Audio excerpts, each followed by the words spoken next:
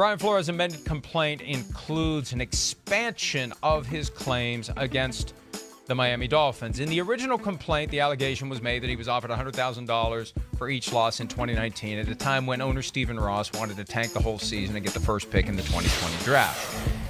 It really wasn't connected to anything. Now it is. There's a whistleblower claim. Basically, Brian Ross raised the red flag, sounded the alarm internally that this was happening, and he fell out of favor because of it. Key allegation from the complaint: Mr. Flores memorialized Mr. Ross's desire to have Miami lose games in the December 4, 2019 memo that was provided to GM Chris Grier, Chief Executive Officer Tom Garfinkel, and Senior VP of Football Administration Brandon Shore. In this letter, Mr. Flores detailed the toxicity that existed within the organization and explained the unreasonable position he was being placed in by team ownership and upper management. Powerful stuff. And obvious question, Peter.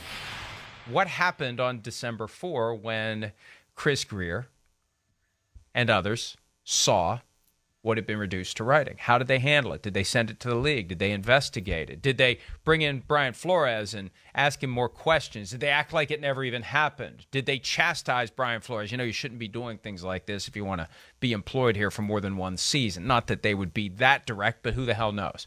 The hubris that comes from never having to worry about being sued causes people to say and do stupid things, as we discussed in the context of Ray Horton and Mike Mularkey. But that really does fascinate me.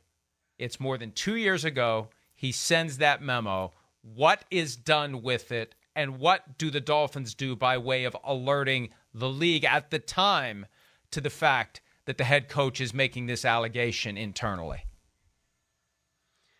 And Mike, when I saw that, my first thought was, wouldn't you think that the team wouldn't want to alert the league about that? Obviously, if you know, with that document, wouldn't you think that they would want to go to Flores and have a conversation about that and basically say, this is an absolutely no-win situation? It's a no-win situation. We deny that it happened. You say that it did happen. It's your word against his, if indeed it ever comes to that. My feeling when I read this was that if there was any reaction from the team, the reaction would have been, it's a dead-end street, Brian. It's a dead-end street. Nothing good is going to come of this.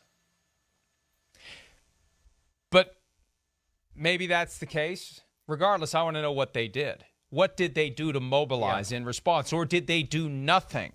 You know, ideally what they would do, and I don't mean ideally that it's the right thing to do, but understanding how organizations like this work, you bring in an independent lawyer who's bought and paid for by the team and is smart enough to understand what the team really wants the outcome to be. And that person then talks to Brian Flores in a way to memorialize his story, but also asking questions in a way to kind of put him in a box, get his story locked in, maybe undermine it wherever possible, that you could ask a question and get him to make an admission that protects you against later scrutiny. That's kind of how it happens. I'm not saying it's right, but I lived in that world. I know that's how it happens when a company brings in an outside lawyer to investigate independently. There's other goals in mind here. What did they do to put this fire out? That's my question. Did they ignore the fire? Did they put it out? Did they tell the league? Now, they claim, and this was something that was told to me by someone involved in the investigation but requested anonymity, yada, yada, yada, that they've already sent the memo to the league, but that was several weeks ago. My guess is once the $100,000 stuff hit the fan back in early February, they decided we better give everything we have on this to the league so they can properly investigate. And now the league has its investigator, Mary Jo White, looking into things. And frankly, I was told last night there's a feeling that and I don't know how you reconcile this, that the dart's going to hit the bullseye on Ross. I don't know how you reconcile that with the urgency to defend the claims being made by Brian Flores, but I digress. The bottom line is this is something we didn't know about.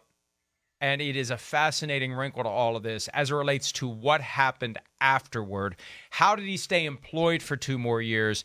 And did it plant the seed in Stephen Ross's brain that this guy can't be the long-term coach of the team? Mike, let me ask you, I'm going to veer a little bit and ask you this question, okay? What is a more serious consequence if legally found to have happened? A, the Tennessee Titans basically being found guilty of the fixes in we basically had already decided to hire the white coach and still went ahead with the sham black coach interviews, minority coach interviews. Or B, Stephen Ross found guilty of offering Brian Flores $100,000 per loss in 2018. Or 2019. What's worse? And I'm going to answer, you think about that for a second. But in my opinion, as sort of heinous as the Ross thing would be, my feeling is this lawsuit is, Brian Flores brought this lawsuit because he believes, and many minority coaches believe, that they haven't gotten a fair shot over the years. And so if they could find even one smoking gun that proves that at least in one case that the fix was in, that to me would be a lot more dangerous for the NFL. The Ross thing to me is, and I'm not necessarily saying it's a one-off, but the Ross thing to me is almost an anecdotal scandal that really doesn't have much to do with the color of Brian Flores' skin. At least I don't think so. But the other one, I think, would have more far-reaching effects. Well, I agree with you, Peter, in this respect. And determining the potential impact legally depends upon who the entity is that we're talking about. If we're talking about the league here, having the scam exposed in Tennessee gives credence to the suspicion that has long existed. And as we said earlier in the program, how many other Mike Malarkeys are out there who, if they were being truthful, would say, I got this job after multiple sham interviews. They told me ahead of time, this job is mine.